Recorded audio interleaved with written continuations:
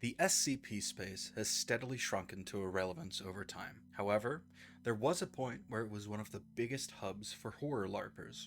It offered an offshoot to creepypastas, with a more regimented, stylized approach that was still open for SCP writers to toy with. It's just a voting-based wiki with a few conventions like trying to use neutral speak or trying to make the SCP sometimes anomalous, like a floating lamp or a weeping angel. However, that doesn't mean the platform isn't moderated, and over the years, thousands of controversial articles were removed year to year. Yet, in spite of this, one slipped through the cracks. Or, was it willfully kept?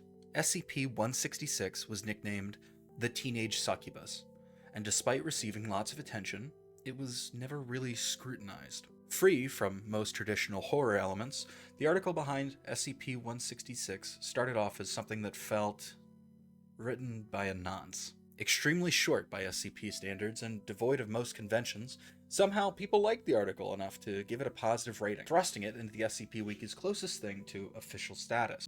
But where things really got weird was the contents of the article. Quote, SCP-166 appears as a slender female human of about 16 to 18 years. She refuses to wear clothing and is thus always seen totally naked. Upon eye contact, SCP-166 can directly control any male she sees fit, to almost any end.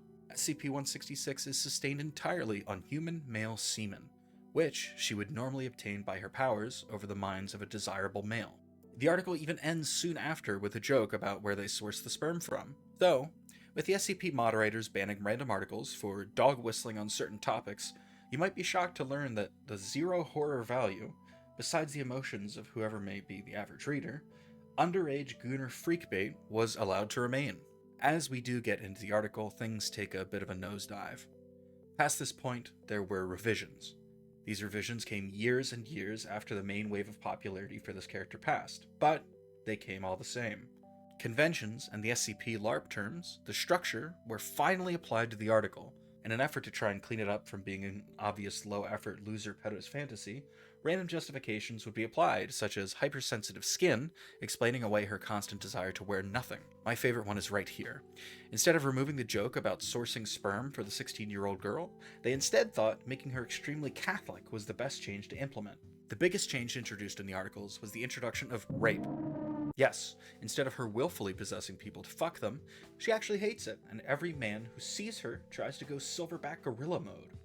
Like her superpower is a rape stone that magnetizes them to her. The incel writer dreamed of this fantasy not being their fault because they saw this white child in a locked, padded cell. Over time, this article was rated even higher, featured by numerous SCP-related content creators with full detail, alongside Gunnar art to the highest levels of degeneracy. YouTube channels would draw art of the teenage succubus, or flash random white Aryan trope-looking art of nude women on the screen. Porn sites feature her to this day. I'm gonna end it all on camera. Sorry. Anyways, I'm speaking from the grave with some hopium. Finally, the article was sanitized, removing most of the sexual aspects, and turning her into some Christian Disney princess who makes trees grow or something. Once this was done, the article was swiftly abandoned, and most creators halted content on the character.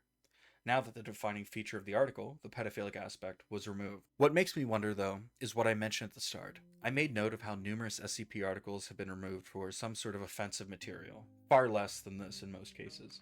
Despite not having to comply with any foreign services terms of service besides don't host illegal content, this article was never removed, and even the revisions themselves took around over a decade despite its attention. This leaves me with a question. Did they really let it slip through the cracks, or was it willfully kept up? Was it apathy or acceptance?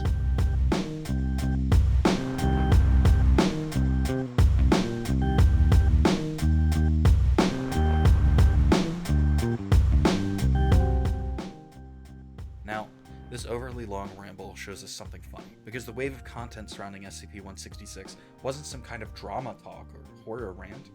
Reading comments, yes, you could see how people thought the character's totally deep and dark, well-written themes. Quote, imagine liking succubuses so much that you make an SCP about it, and it gets approved. On-site procurement? I can just imagine one of the researchers entering a room, start handing out cups and Playboy magazines to all the male staff. Okay, so this is going to sound weird, but I've seen enough hentai to know where this is going. Okay, enough of this. You get the point. If you're wondering why we're reading shitter comments, this is under a video by The Vulcan, a now professional voice actor that climbed to popularity reading SCP entries on YouTube, which he still does to this day to the tune of over 1 million subscribers. He has read hundreds upon hundreds of SCP entries, including new revisions and rereadings of older articles. He has not yet read the dull revision, but he did make sure to read through the entirety of the old version of this deranged nonce article we just saw without a hitch, or even a comment about how weird it was. He even brought out his own custom-sought picture of a naked blonde white girl swimming to use, to a whopping 2 million views, which just goes to show how this article had near universal acceptance by the community. Most people really didn't think much of it. I don't really know where to end this off, and frankly, I don't think we have to. It is hilarious as fuck to see how odd this story was, though it is also somewhat weird seeing how neutrally inclined large YouTubers and the SCP community has been to morally gray, hebephilic fetish content.